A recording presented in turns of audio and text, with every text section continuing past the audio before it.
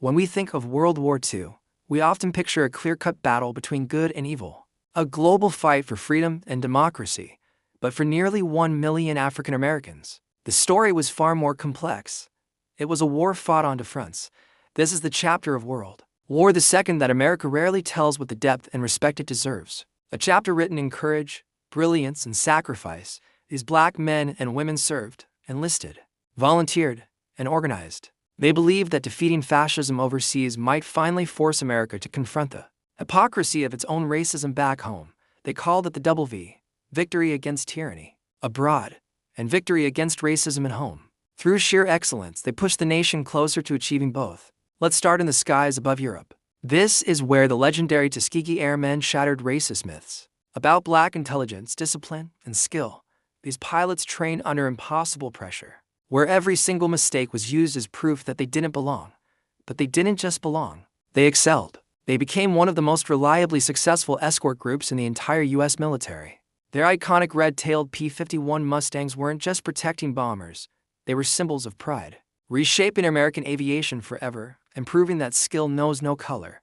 On the ground, another group of trailblazers was tearing through Nazi lines. The 761st Tank Battalion, known as the Black Panthers, fought with a ferocity born from years of being underestimated.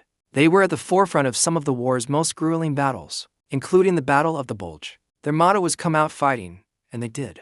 They proved, in the mud and the snow of Europe, that segregation wasn't just immoral, it was militarily foolish. Their valor earned them a Presidential Unit Citation, but it took decades for their full story to be recognized. And the contributions of black women were just as transformative. They served with grit and pride in factories, shipyards, and in uniform. Take the 6,888th Central Postal Directory Battalion. This was an all-black, all-female unit sent to Europe to solve a crisis. A 2-year backlog of mail was crippling morale. These women, facing racism and sexism onto continents, stepped in and cleared that entire backlog in just 3 months. They did it better, faster, and more efficiently than anyone thought possible. Their motto, no mail, low morale. They understood their mission was critical to keeping the entire war effort connected. Back on the home front, the fight for the WW was just as intense. African Americans powered the arsenal of democracy, building the planes, ships, and tanks essential for victory, but they did so while facing rampant discrimination, segregated workspaces, unequal pay, and being denied jobs they were more than qualified for. When the government hesitated to ensure fair employment, labor leader A. Philip Randolph organized. He threatened a massive march on Washington, a show of force that the government couldn't ignore. The pressure worked. President Roosevelt signed Executive Order 8802, creating the Fair Employment Practices Committee. It was one of the first major federal actions against workplace discrimination, a direct result of black activism. This entire movement was amplified by a powerful black press. Newspapers like the Pittsburgh Courier rallied communities around the WW campaign, giving a name and a voice to the struggle. They reported on the heroics of black soldiers abroad and the injustices they faced at home, connecting the two fronts of the war in the minds of millions. The contributions were everywhere. Black scientists and engineers developed critical wartime technologies. Black nurses, medics, and logistics crews kept soldiers alive and supplied on and off the battlefield.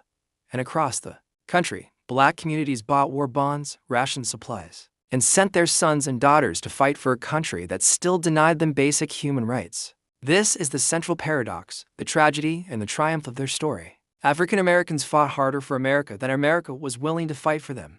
They liberated concentration camps in Europe, witnessing the horrors of Nazism, only to return to a country where they could sit at a lunch counter or vote without intimidation. They died wearing the uniform of a nation that treated them as second-class citizens. Yet, they fought anyway, and in doing so, they exposed America's deepest contradiction. That contradiction became the undeniable, unstoppable fuel for the civil rights movement that would erupt in the years following the war. The veterans who returned were not the same men and women who left. They had seen the world. They had proven their worth, and they were no longer willing to accept the status quo. Their service made landmark legal challenges like Brown v. Board of Education possible. Their organizing experience laid the groundwork for the Montgomery bus boycott. Their courage made the entire push for equality unavoidable. So, African Americans didn't just contribute to World War II, they transformed it.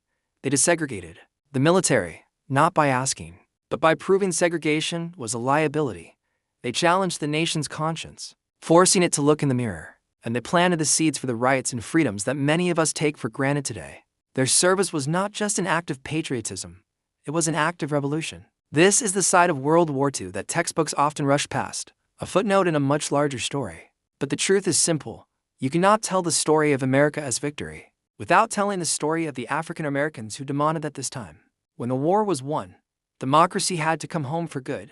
Thanks for watching. If you found this story as important as I do, please like, share, and subscribe for more hidden histories that deserve to be told.